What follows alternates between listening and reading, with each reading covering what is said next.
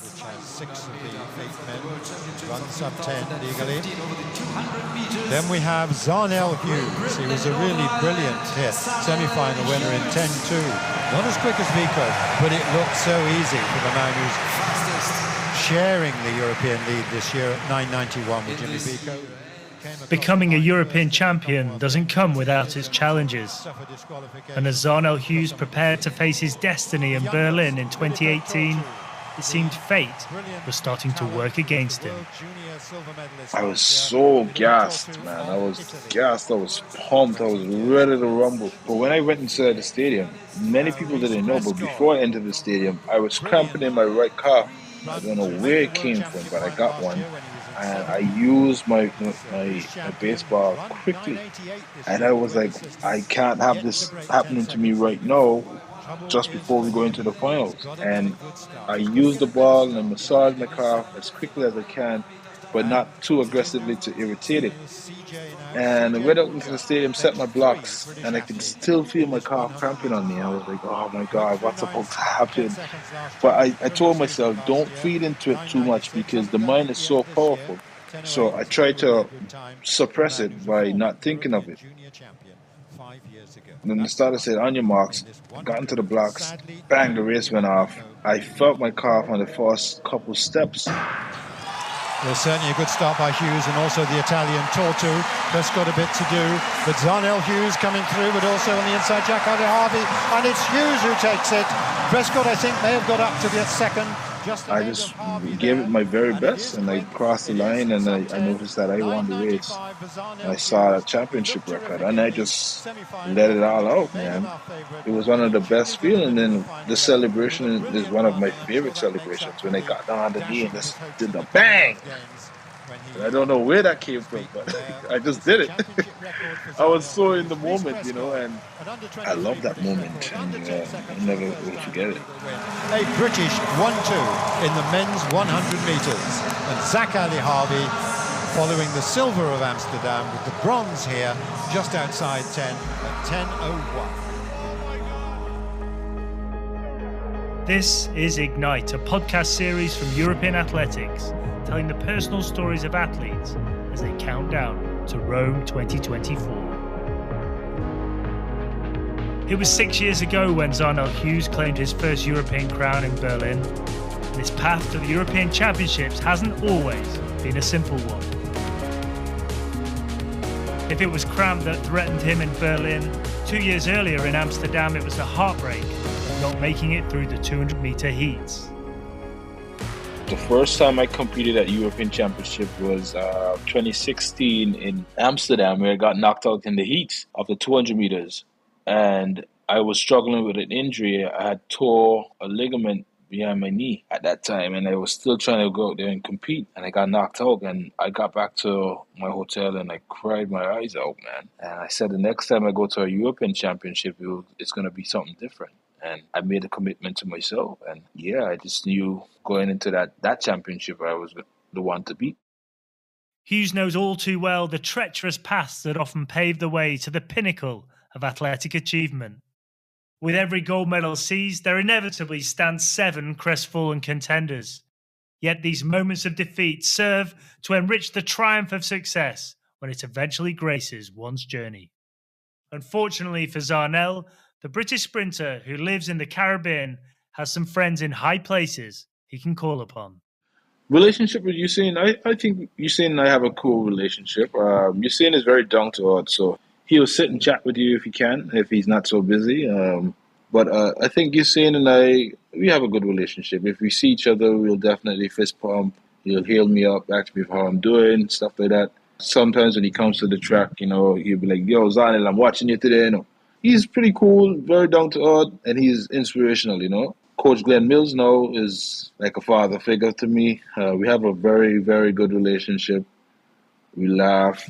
I'm always harassing him or giving him trouble at the track. You can ask my agent now, and sometimes when we are training and I'm in the vibe, I'm enjoying myself, I will, you know, shout out the coach name and be like, Coach Mills, and, you know, just provoke him a little bit. And he'd be like, Zharnel, why you calling out my name like that? You know, I think we have a very good relationship, and the staff down there at Racers Track Club, we all get along pretty good. The coaches, the other athletes as well. So I think we are a nice little knitted bunch down there. The mere mention of Usain Bolt's name continues to feed the imaginations of any sprinter, young and old. His sheer dominance in the 100 and 200 metres is nothing short of legendary. Oh, they're away, and Gatling got away brilliantly, and he's ahead of the field at the moment, and Bolt going very, and here comes Usain Bolt! Usain Bolt storming through, he takes it again, Blake gets the silver, 9.64! Oh, he's retained his title in the most emphatic way! Brilliant, brilliant, brilliant! Usain Bolt of Jamaica is the fastest man on the planet, 9.63! A superb demonstration of power sprinting. We all remember where we were when witnessing his genius. But for Zharnel, his memories are somewhat more personal with Bolt as he recalls the first time he caught sight of his hero. I certainly do remember that moment, man. I think it was on a Wednesday afternoon because we were at the bottom track at the grass field. And I remember seeing the black Range Rover pulling up at the track, and everyone was looking across because they knew what he drove, but I didn't know because I think it was my first day at the training, and I saw Usain stepping out this vehicle and putting on his trainers, and then he started to stride out on the left of me, and I was just starstruck because I was just 16 at the time. And I was there with my training mates, and we just tried to emulate everything he was doing. He was taking log strides, and he would do like a 3 skip before he starts to run. So it's 1, 2, 3, and then he starts to run. We started doing the same thing shortly afterwards. And just seeing Usain in person was pretty cool, you know, because this was someone I looked up to, especially on YouTube, and to be in his presence, and then to have Coach Glenn Mills there as well.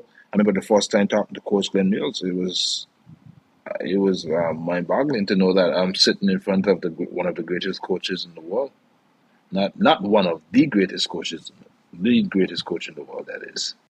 Just like Bolt's love for doubling up in the sprints, the 200 metres has helped shape Zharnel's European story. So 2022, it was incredible, man, because the 100 was good, and the 200 was my baby, and still is my baby. So I wanted to see what I can do, and I remember how I executed in the semifinals, and I said, okay, I know certain guys are going to try to run up on me on the turn, but if I run the race they want me to run, I will tie up eventually. So I ran the race a little different, and I just executed off the turn and just gave it my best coming down the home straightaway. And then I just did what I needed to do, and that was to capture the victory, and I did that. And it is Mitchell Blake who's starting the quickest. Huliev's pulled up. Mitchell Blake in the lead as they hit the bend, but it's now Dobson who's come off the bend really well. But Hughes going through the gears down the home straight. Nobody's going to stop Zharnel Hughes. It's a 1-2 for Britain, and Tortu comes through very strongly to take the bronze for Italy. Zharnel Hughes, silver in the 100 metres here in Munich, now gold in the 200 metres. Mitchell Blake, second surreal moment, silver you know, medal over to have done what I did, Britain. getting the medal in the 100, getting the medal in the 200, and then later on going on to get the medal in the 4x1 relay as well. So European Championship in 2022 was just as successful as 2018. And that success is helped by manifesting the road to glory. Whatever the mind conceives, the body can also achieve. This whole thing about me manifested, people are very fascinated by it. But obviously and honestly, I just go off my self-belief, you know, because I know I've trained hard for the moment. And I just felt as if I was in the shape of running those specific times, you know. I just jotted down a time that I think I'm capable of going out there and achieving. And surprisingly in all caps, it was something that actually came to fruition. Like, and I still to this day can't believe it. It's just the power of belief. Because when I go onto the starting line, I forget about the times. The times aren't on my mind. The times is just there as a target that I think I can achieve. And my coach always says to me, whatever the mind believes, the body can achieve. And that has resonated in me, and I felt as if I was in the shape of one of those times, and I just happened to write them down with that self-belief and that confidence that I had in my ability, that I can and I will run these times. And just to see it come up, the exact time come up on the board, it was out of this world, man. It's just crazy to see the times come up. So, has Zharnel ever manifested a time to beat even Bolt's greatest? And does 9.57 exist in his imagination? No, not yet. Well, who knows? Who knows? You never know, You never know what can happen, my guy. With the European Championships in Rome on the horizon, Zharnel's story has another chapter that is yet to be written. And soon after, Paris awaits for a man who has already achieved so much. My hopes and dreams for Roma is obviously to capture the gold medal in the 100 meters and also in the 4x1. For me, I'm just going out there to have fun, and executing a very good race, and forgetting about the likes of who are the favorites being there. Even if that includes myself being a favorite, which I should be. Yeah, for me, I just want to go there and just, get this title, because we've been pretty close to it in 2022, where I got dipped on the line, and this time I won it, and this time I'm going for it. So, stepping foot into the storied Olympic Stadium in Rome, Zharnel finds himself in uncharted territory.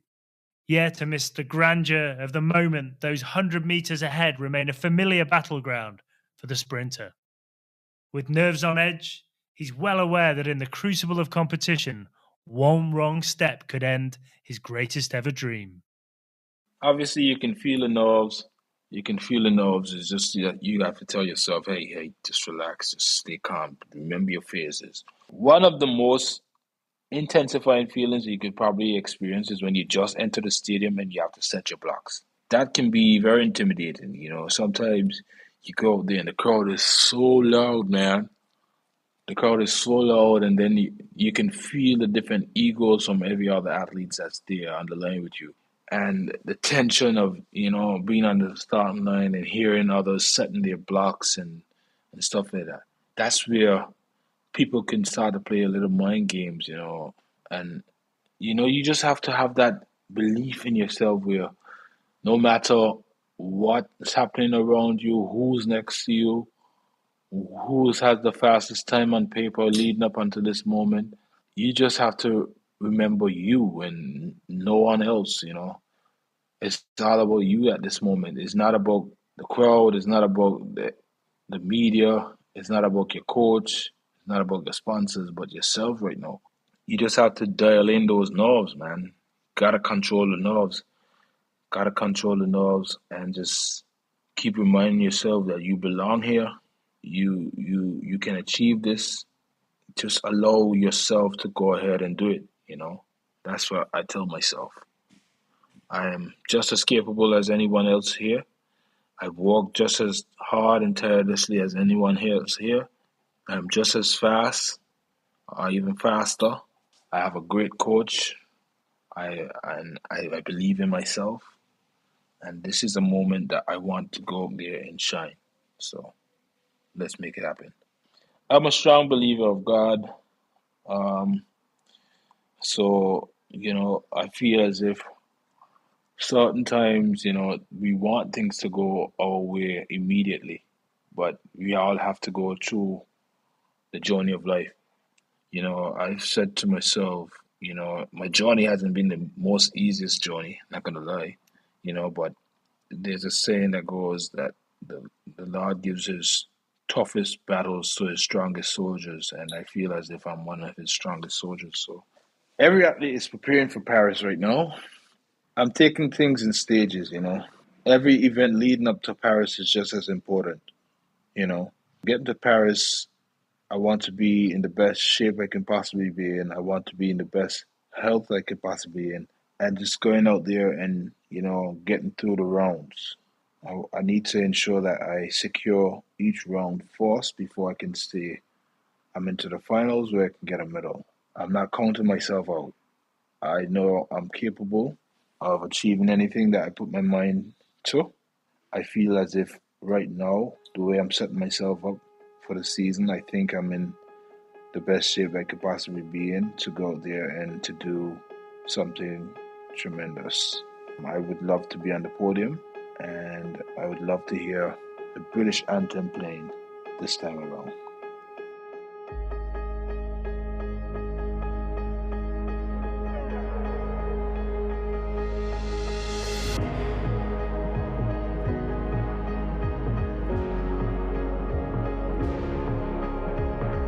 This has been a Highway 61 production for European Athletics.